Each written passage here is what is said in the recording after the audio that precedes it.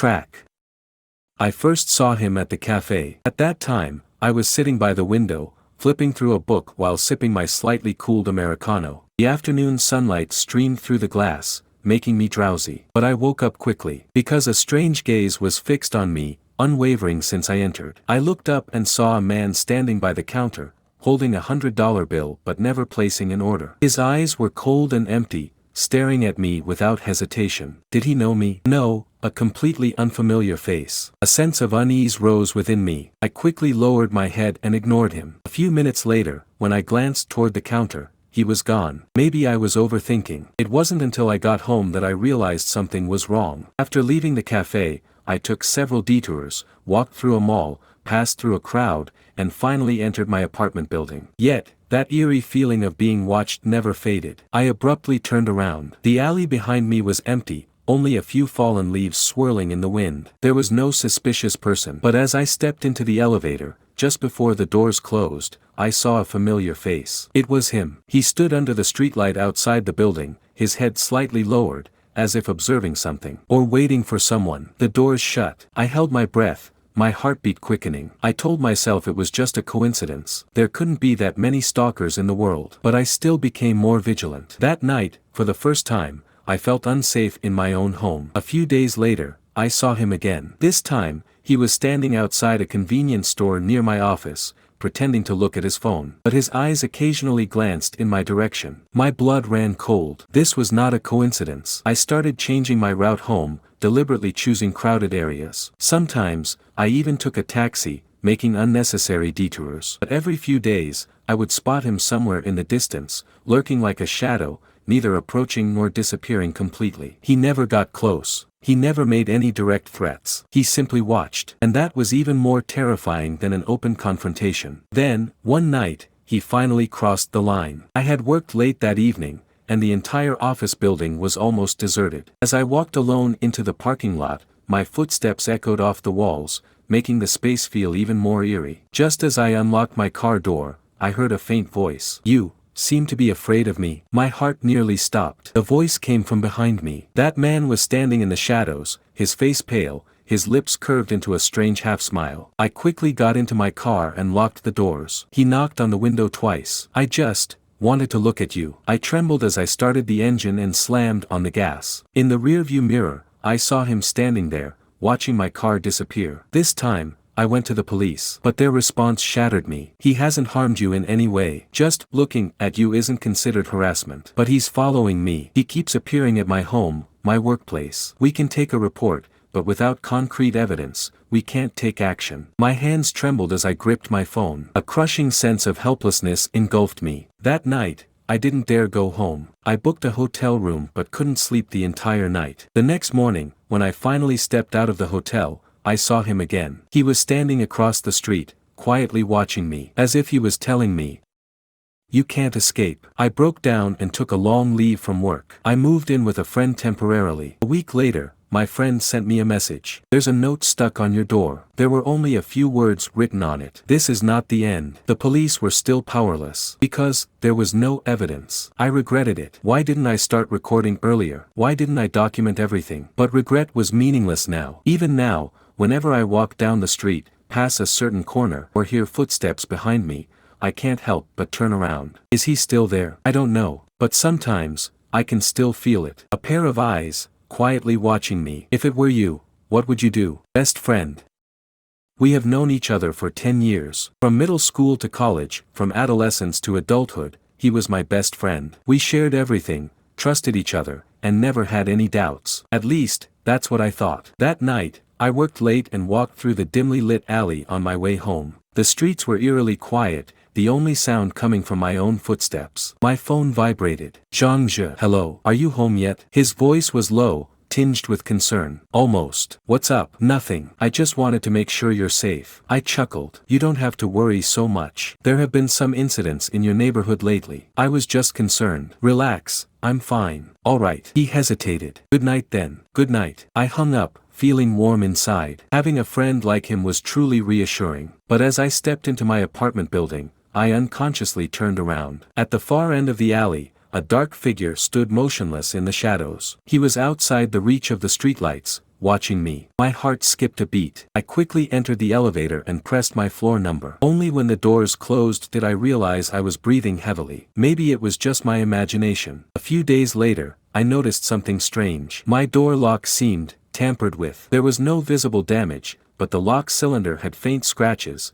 as if someone had tried to pick it. I asked my landlord. He said no one had come by. I became more cautious, double-checking my doors and windows every night. But that eerie feeling of being watched never went away. In fact, it got worse. Sometimes, I'd find things in my apartment slightly out of place. A cushion on my sofa turned the wrong way. My notebook flipped to a different page. A missing bottle of water from my fridge. But I lived alone. And the strangest part, Zhangzhe always seemed to know about little things inside my apartment. You always leave your keys on the shoe rack, right? You drank coffee last night, didn't you? No wonder you have dark circles today. Your bedside lamp isn't working, is it? Haven't seen you turn it on for days. But I never told him any of this. How did he know? I started to doubt him. And I started to fear. One night, I decided to test something. I placed a piece of paper at the bottom of my door. If anyone opened it, the paper would move. I also put a small glass cup on my desk, leaning slightly against my laptop. Even the slightest nudge would make it tip over. After setting these up, I went to bed. Sometime past midnight,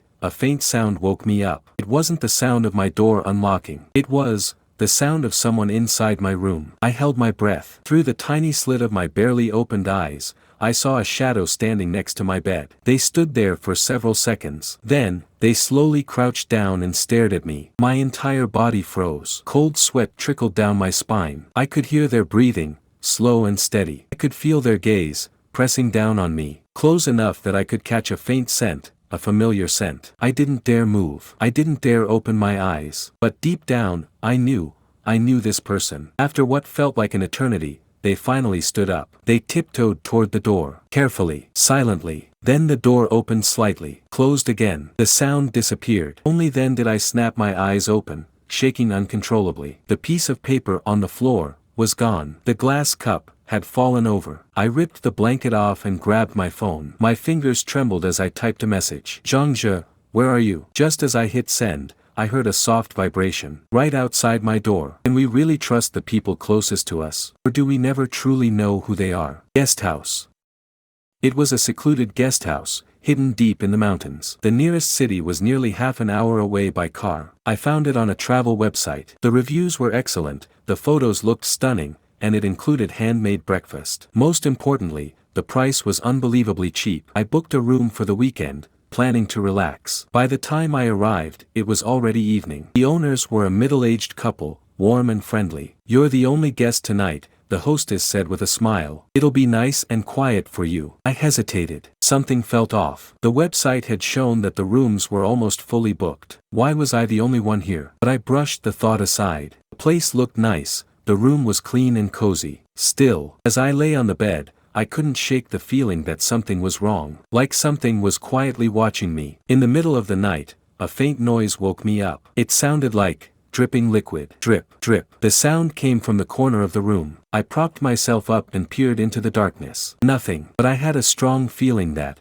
something was standing there. A chill crawled up my spine. I quickly turned on the bedside lamp, flooding the room with light. The corner was empty. But on the ceiling, there was a damp stain, freshly formed. Was there a leak from the upstairs room? But this guest house only had one floor. I forced myself to ignore it and shut my eyes. Just as I was drifting off, I heard a voice. Help me. My heart nearly stopped. I shot up, scanning the room. No one was there. But that voice, it wasn't my imagination. It was close, like it had come from under my bed. At sunrise, I packed my bags in a hurry. I didn't even stay for breakfast. As I walked into the lobby, the hostess gave me an oddly amused smile. Leaving so soon? Yeah, something came up. What a shame, she sighed. She blinked. Did you sleep well last night? A cold shiver ran down my spine. I forced a smile. Yeah, it was fine. Good, good. She nodded slowly. You know, some guests come here and never want to leave. I froze. Right, dear?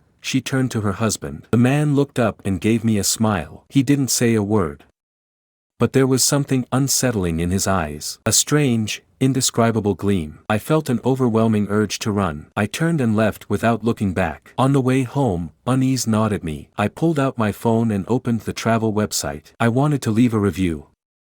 But, the guesthouse's page was gone. Not just my booking. The entire guesthouse had vanished from the site, as if it had never existed. Chill crept over me. My hands trembled as I searched for the address online. Finally, I found it. An old news article. Infamous guesthouse murder case. Missing travelers discovered in hidden chambers. Multiple skeletons found, owners still at large. My stomach churned. Cold sweat soaked my back. That guesthouse had been shut down by the police 3 years ago. Are you sure every guesthouse you've stayed in was really safe? Alright, today's story ends here. Wishing all our dear listeners and viewers a peaceful and restful night. If you could leave a like, a positive review, and subscribe, your wishes will surely come true, and fortune will follow. Good night.